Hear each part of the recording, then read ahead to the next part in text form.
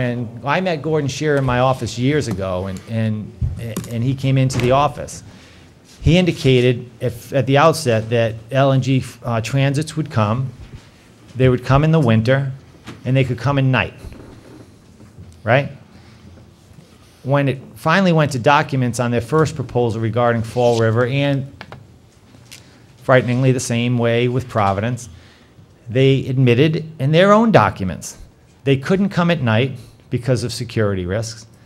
They had to come during the day, that depending on the size of the ship, at first it was the approximately 1,100-foot ship, they would bring 2 to 3 shipments a week, and that the only thing driving their shipments coming into the state is high tide, because the draft of the ship is so deep that they have to come in at high tide and live at high tide. And it takes about 24 hours to dislodge their material and then leave. Because of ballast, or whatever the reason is, we now have confirmed in documents, in their filings, that the entire content the ship is carrying is not dislodged. As a result, the federal exclusion zone is mandated not only on the way in, so on the way out as well. The shutting down of bridges on the way in, the shutting down of bridges on the way out. And the proposal that has changed, Mr. Chairman, I know you have a question, is just that it would actually increase the number of transports into our state, and they're throughout all 12 years. Excuse me, all 12 months, not just the winter. Sorry. Thank you, General.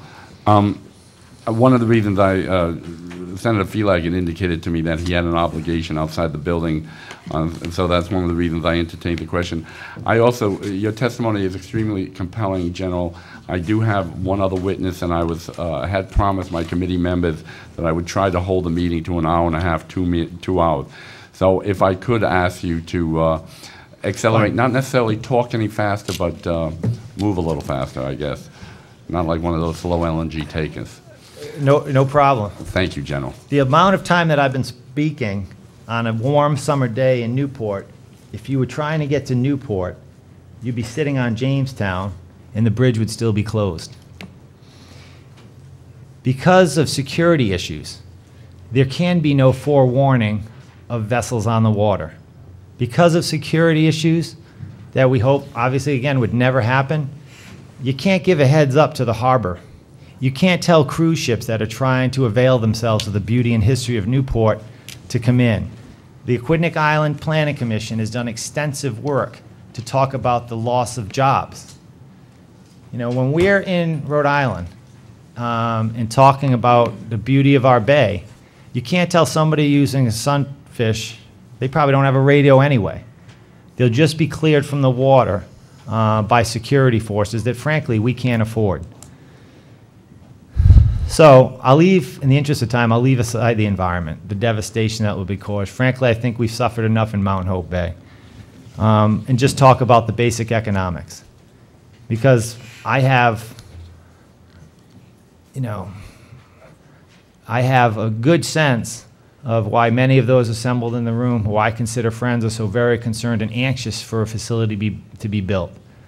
Because a good selling point right now is jobs. And anywhere I can stand with them and try to get jobs, I will. Wherever I can, and I think I've done that in my capacity as the Attorney General.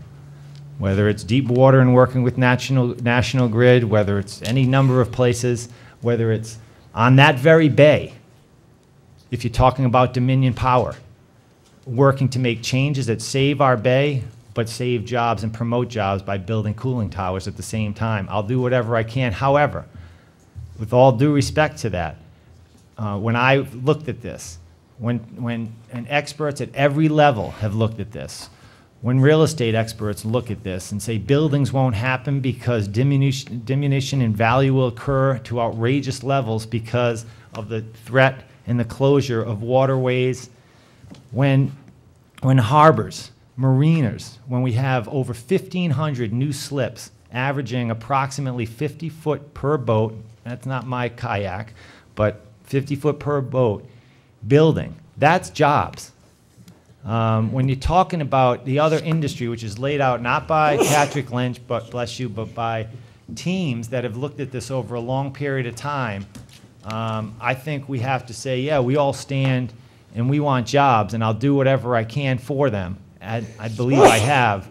But in the long view, I'm concerned that the jobs that are created here, in the end, are mostly going to be held by engineers that are brought in on a ship from Trinidad after the facility is built. So I think, you know, along those lines, we have to do our best, and I know you all have, and I always will for them, those that are concerned for working families in Rhode Island. But I think to look at the initial building of this without contemplating the long-running impacts of it is something I'm very much concerned about. And let me say that in my 6.5 years in this fight, we have seen it expand from 2 proposals when it was first offered, this gold rush mentality to break in and serve the Northeast, this need that was claimed. Since then, 20 other proposals have come on. When I met these companies, they said they couldn't put it offshore. Since then, they've come to agreements off the shore of in the most historic fishing land, maybe certainly in the United States, in my estimation. They've come to agreements offshore. They've opened up offshore in the Gulf of Mexico. These companies, this one company, is so focused when you think of liquefied natural gold,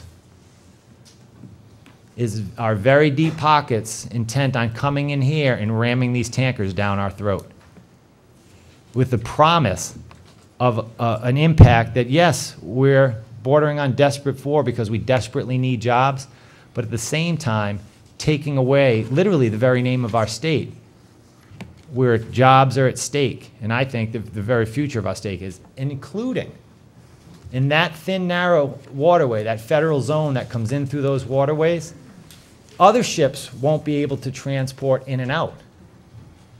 So we're shutting down industries. We're threatening jobs, not just, you know, these people on yachts. We're threatening our state with the potential of killing its very life source, which is the ocean, by bringing this in.